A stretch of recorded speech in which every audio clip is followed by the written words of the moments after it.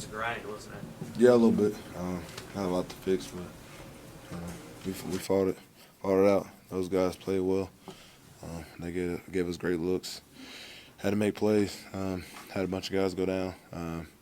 Had to have some guys step in and step up and make plays. They did that, and came out with a win. But we got to fix that and make sure that stay in the training room. Terrell, today, I mean, you rode pretty hard last three drives. It was a lot of Terrell movie. How did he play today, and what kind of senior year has he had? He's having a great senior year. Played well. Now he knows he's gonna have some tough looks at sometimes, but that guy's grinding.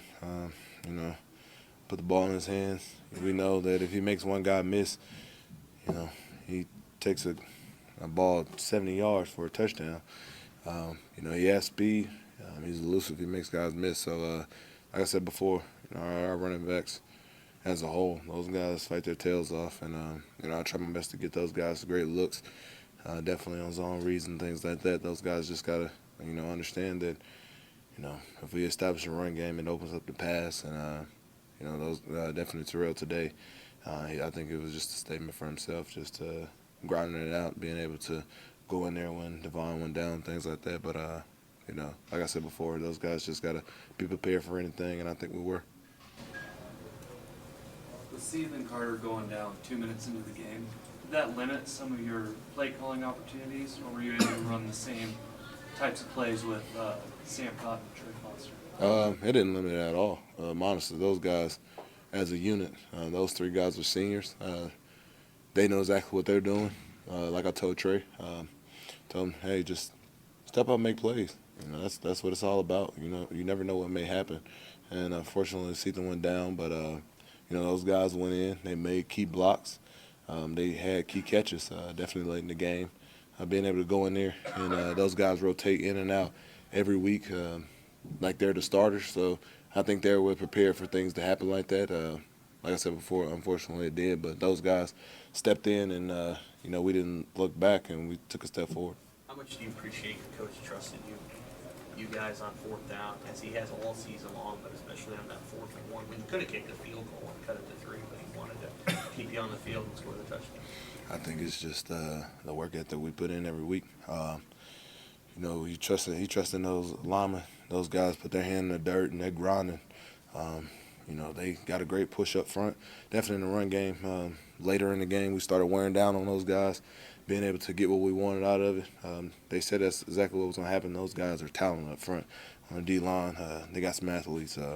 But I think by just grinding out those 2-3 yard runs started turning into 4, 5, 6 yard runs. That's what we needed. We just had to trust in the system, just trusting the offensive line and our running backs and myself got some key runs here and there. But like I said before, seeing that throughout the game, I think that built the trust with the coaches, seeing how well we ran the ball, definitely late in the game, and how much push we were getting up front, definitely on those quarterback sneaks and things like that. Having trust in us, it's a credible feeling just knowing that our coaches, put it out there for us to just go out there and get it. You guys have outscored opponents 78-6 in the 4th quarter. What does that say about your team? We got some dogs, definitely on defense. Those guys, they worked their tail off. They got criticized a lot last year for letting up things, but I think those guys, they take it to heart this year. Definitely, as a unit, we understand that, in order to win games, you got to fight every quarter. And the 4th quarter definitely is the key of winning games. You play every quarter like it's a 4th quarter, then you'll be all right. But having those turnovers early in the game, it killed us and killed our drive. But I think that, being able to just stand out there and just say, hey, we're beating ourselves. We got to understand that this is the last quarter. We can actually get out there and make plays, and being able to convert on 4th down, being able to convert on certain throws, having those guys out wide, make some key catches to put ourselves in the right situation to go up on those guys. I think that started, getting the offense clicking. And once we got that touchdown and our defense saw that, we wasn't giving up, those guys went out there and they got us a stop and went down and scored again. So, it all starts off, with the coaches being able to trust us in certain situations. Definitely, like you said, in 4th down, getting those key blocks and getting those first downs and converting. I think we're, I want to say 10 for 14 on third down.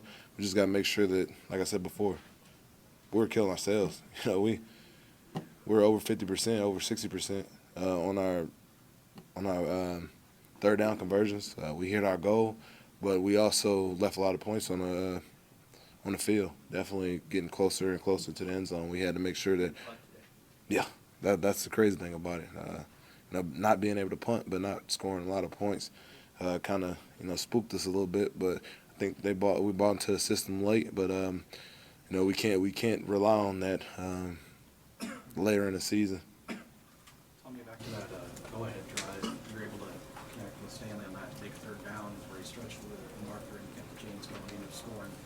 You also hooked up with him twice for first downs on that first touchdown drive. You kind of talk about the relationship you guys developed, and it seems like he's become a guy you can count on in situations like that. Yeah, that guy's he's a big key role definitely in the boundary, being able to he's a big body guy.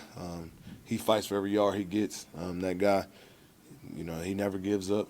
Like I told him before this game, in practice, he had a few drops here and there. I said, hey, let it go. Fight on to the next play. Things gonna happen. You may have a drop here and there, but you got to let it go. And I think everybody on the offense, we bought into that system of just knowing that a game is not gonna be perfect, but it's how we respond after that series, after that drive, after that play.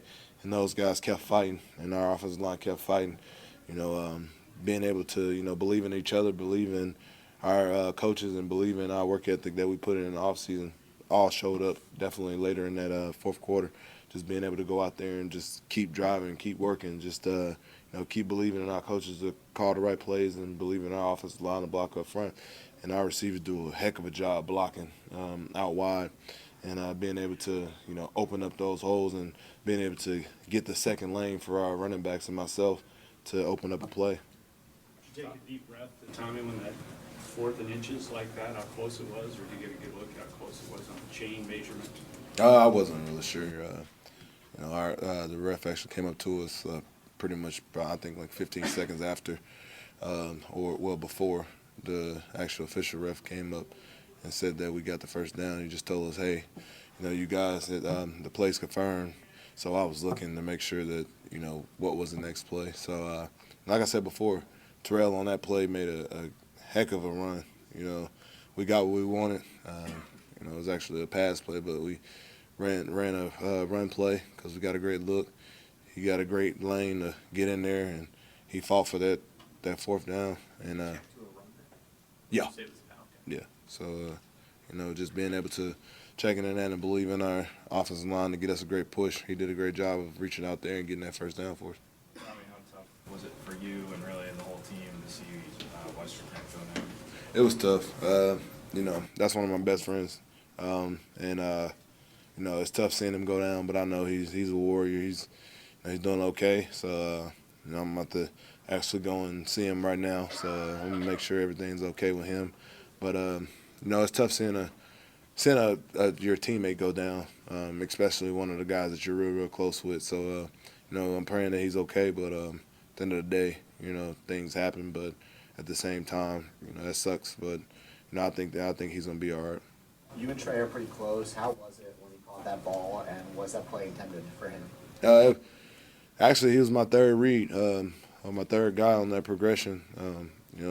Got pushed out of the pocket a little bit and wanted to go to my second guy. He got covered, and Trey was the late leaker coming across the middle, and I saw him, and I think I've thrown that play 4 or 5 times versus our defense because they actually get a good pass rush on us and flush me out of the pocket. But we practiced that a few times. Not really a lot of times on the left side, but I'm glad that he slowed down a little bit so I can zip it in there for him.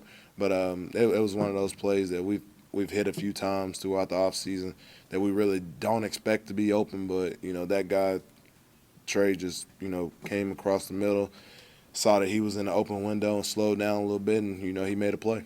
Anything else for Tommy? How much of a relief is it that the bye week is here for this team?